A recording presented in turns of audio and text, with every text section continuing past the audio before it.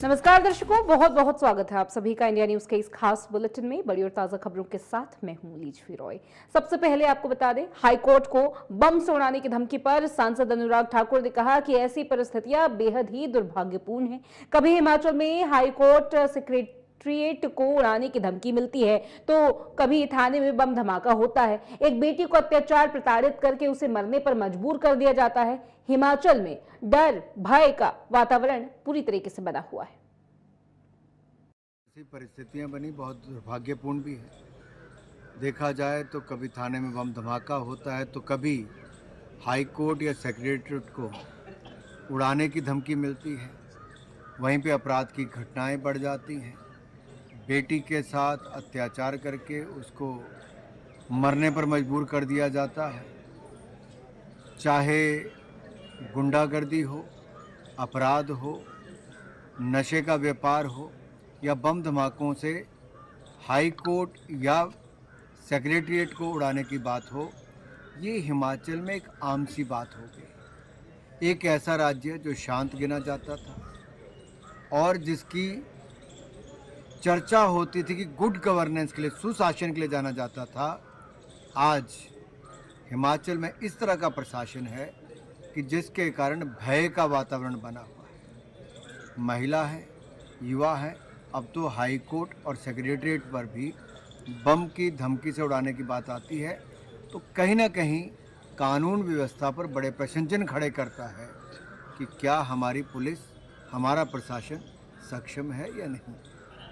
लगता है आरोपियों को जल्द से जल्द पकड़ना चाहिए, कार्रवाई करनी चाहिए और जब तक इसमें ढील दिखेगी तब तक ऐसे लोगों के हौसले और बुलंद होते हैं, जबकि उनके ऊपर नकेल कसनी बहुत आवश्यक है और तुरंत कसनी चाहिए।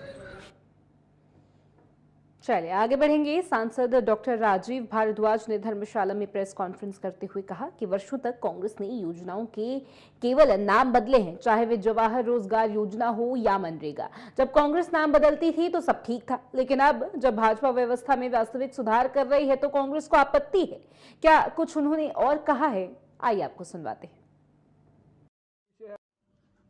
ये महात्मा गांधी जी का बड़ा प्यारा शब्द था, जो विकास की दृष्टि से सबसे अंत में खड़ा है, उसका विकास करना, अंत्योदय। मैं आपसे भी, लेकिन वो सुनना नहीं चाहते थे। तो इसलिए मैं आपकी जानकारी के लिए बता दूं कि जो विपक्ष है, चाहे वो केंद्र का इंडिया अलायंस है, चाहे हिमाचल पर, अब इस योजना को लाने का कारण क्या था, मैं गाड़ी में बैठे बैठे कुछ पॉइंट्स देख रहा था, मैं आपके ध्यान में लाना चाहता हूं।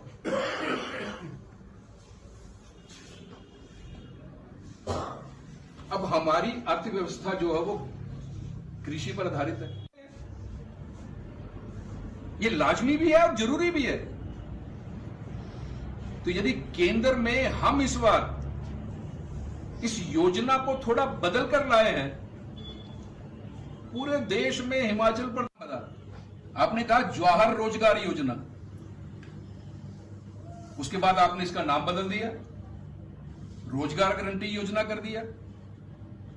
उसके बाद फिर आपने इसका नाम बदला, आपने इसका नाम नरेगा रख दिया, और चौथी बार फिर आपने इसका नाम बदला।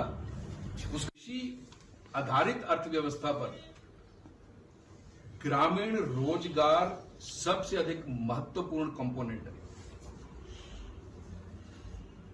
अब उसमें राहत देकर आज जिस विषय पर मैं आपसे मुखातिब हो रहा हूं, वो एक बड़ा महत्वपूर्ण विषय है और पिछले शीतकालीन सत्र में एक विधेयक के रूप में पारित हुआ है, लोकसभा में भी और राज्यसभा में भी।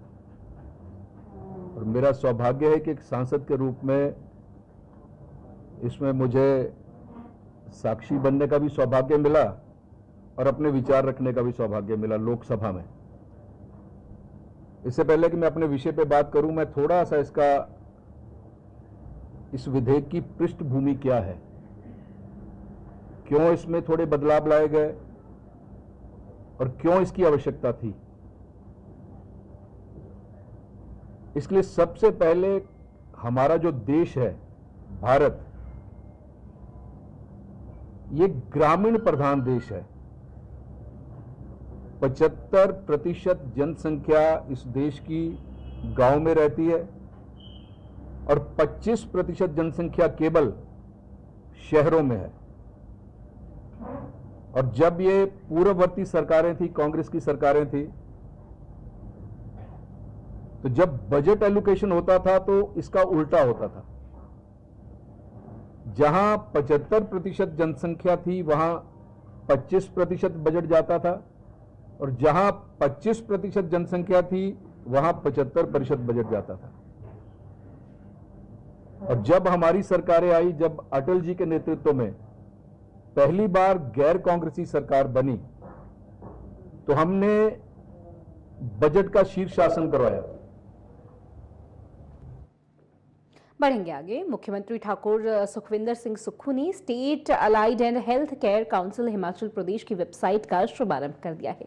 इस अवसर पर मुख्यमंत्री ने कहा कि ये पहल राज्य संबंध एवं स्वास्थ्य सेवा क्षेत्र में डिजिटल सुशासन, पारदर्शिता और दक्षता की दिशा में महत्वपूर्ण कदम है। उन्होंने आशा व्यक्त की है कि वेबसाइट में काउंसिल से संबंधित महत्वपूर्ण सूचनाएं सरल तरीके से उपलब्ध करवाई जाएंगी। ये वेबसाइट स्वास्थ्य पेशेवरों, शिक्षण संस्थानों, विद्यार्थियों और आम नागरिकों के लिए एक विश्वसनीय, उपयोगकर्ता अनुकूल माध्यम के रूप में जो है कार्य करने वाला है। इससे सेवाओं तक आसानी से पहुंचा जा सकेगा।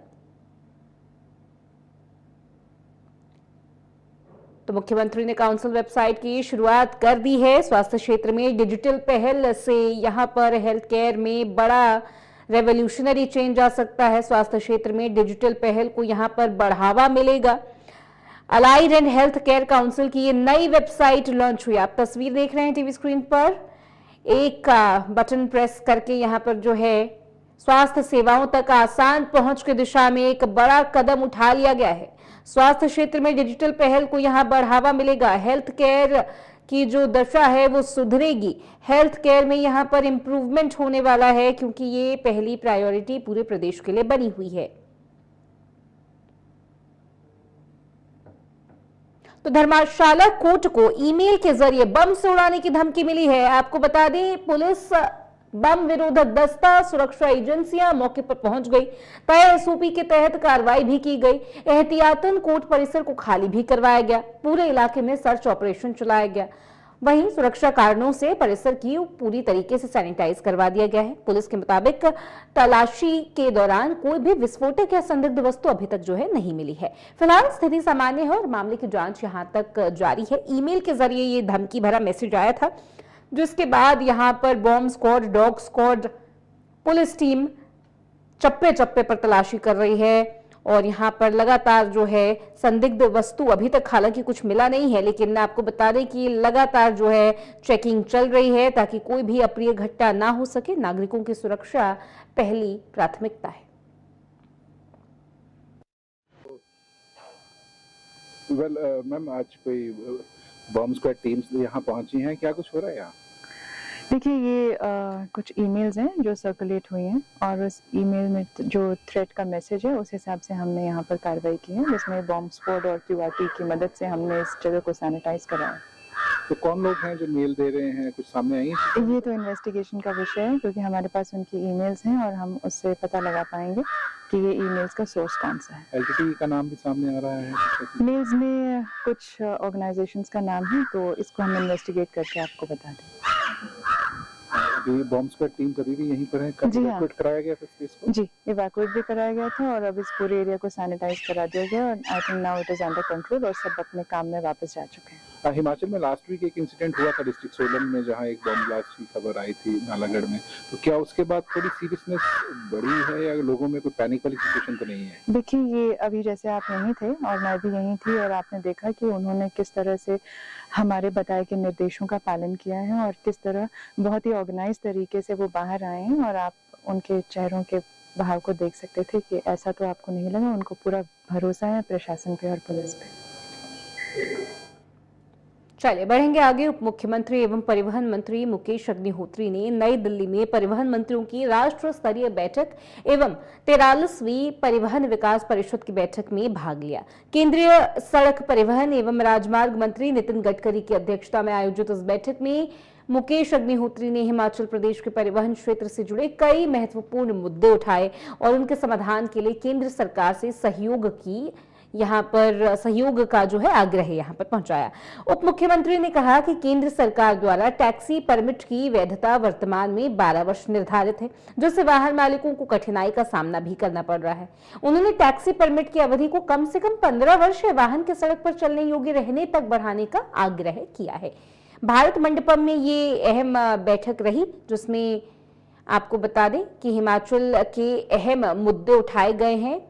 यूनियन मिनिस्टर नितिन गडकरी की अध्यक्षता में जो है अहम मीटिंग हुई है। ये 43वीं परिवहन विकास परिषद की मीटिंग रही। तस्वीर आप टीवी स्क्रीन पर देख रहे हैं। केंद्रीय सड़क मंत्री अध्यक्षता में यहां पर बैठक हुई है। टीवी स्क्रीन पर ये तस्वीरें। यूनियन मिनिस्टर नितिन गडकरी से भी यहां पर मुलाकात हुई। तो शहर में पार्किंग के नाम पर मनमाने दाम वसूलने की शिकायतों को देखते हुए नगर निगम हमीरपुर अब सख्त कदम उठाने जा रहा है। नगर निगम शीघ्र ही सरकारी दिशा निर्देशों के आधार पर पार्किंग दरें तय करेगा। निजी पार्किंग संचालकों का पंजीकरण सुनिश्चित भी किया जाएगा। जहाँ तक पार्किंग का प्रश्न है, नगर निगम के क्षेत्राधिकार में कुछ सरकारी और कुछ प्राइवेट स्तर पे पार्किंग्स का रहता है।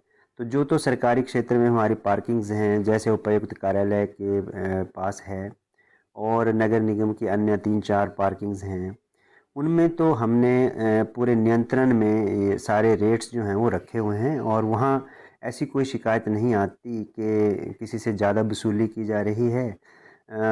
तो जो प्राइवेट पार्किंग्स का प्रश्न है, वहाँ हमारा अभी इतना ज़्यादा नियंत्रण नहीं है, क्योंकि ये रजिस्टर्ड भी नहीं है हमारे पास अभी। पर निकट भविष्य में हमने ये सोचा है कि इन सभी स्टेक होल्डर से एक मीटिंग जो है वो की जाएगी और जो हमारे ये ओनर्स होंगे, इनसे हम जो पार्किंग की दरें हैं उनको भी तय करेंगे, जिससे कि आम नागरिक को सहूलत हो और किसी से ऐसी उगाही ना हो जो कि गैर कानूनी हो।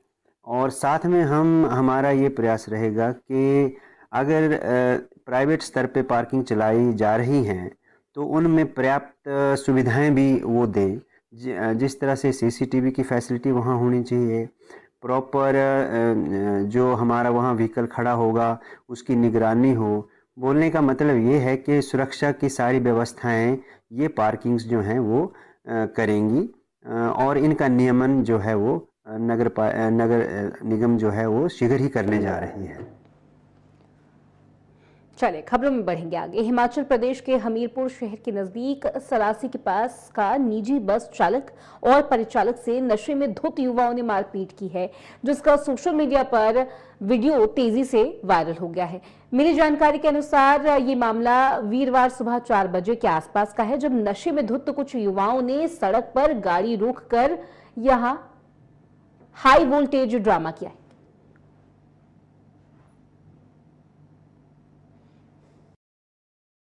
शिकायत मिली थी कि झनियारी जो यहाँ हमीरपुर में लोकल स्टेशन है 5-6 किलोमीटर की डिस्टेंस पर, वहाँ पे सुबह ही एक जो Bharat bus service private bus service है, ये क्योंकि इनका रूट रहता है धनेटा टू शिमला, ये सुबह जैसे अपने रूट पर जा रहे थे तो करीब 5 बजे सुबह यहाँ पे जैसे झनियारी के पास कुछ लोग सड़क पर गाड़ी लगा के खड़े होंगे, तो इन्होंने गाड़ी हटाने की बात करी होगी। उन चीज़ों को लेके इनकी आपस में बहसबाजी हुई और 3-4 लोगों के साथ जो बस वाली सवारियां थी और बस के ड्राइवर कंडक्टर थे, उनके साथ इन्होंने मारपीट करी है और बस को भी नुकसान पहुंचाया है।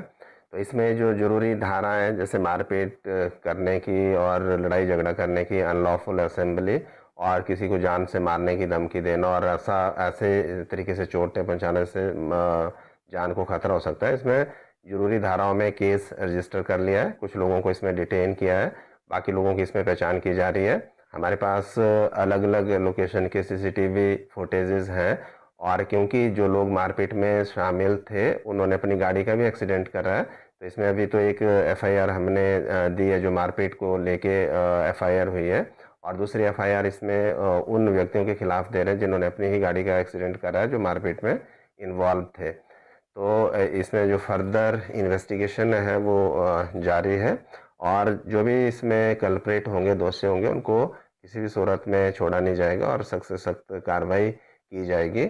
और जो भी इस तरीके से शांति भंग करने के किसी भी मामले में शामिल रहे हैं, रहेंगे, तो उनके विरुद्ध पुलिस त्वरित कार्रवाई करके जो भी इसमें इन्वेस्टिगेशन है वो की जा रही है, और ऐसे लोगों के विरुद्ध हम सख्त कार्रवाई करेंगे। और इनको फिलहाल कुछ लोगों को डिटेन किया गया है और बाकी लोगों की पहचान की जा रही है।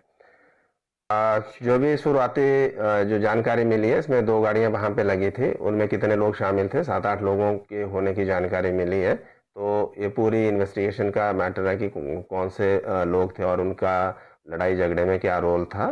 तो इसमें जो इंजर्ड हुए उनका मेडिकल वगैरह करवा के उनसे भी जानकारी हासिल की जा रही है। जो भी इसमें तथ्य सामने आएंगे उसके अनुसार इन्वेस्टिगेशन को आगे बढ़ाएंगे। सही तरीके से इन्वेस्टिगेशन हो, पुलिस का ये प्रायोरिटी है। चलिए, तो इन्हीं खबरों के साथ, इन्हीं रिपोर्ट्स के साथ इस बुलेटिन में बस इतना ही। मुझे दीजिए इजाजत, आप बने रहिए इंडिया न्यूज के साथ। नमस्कार।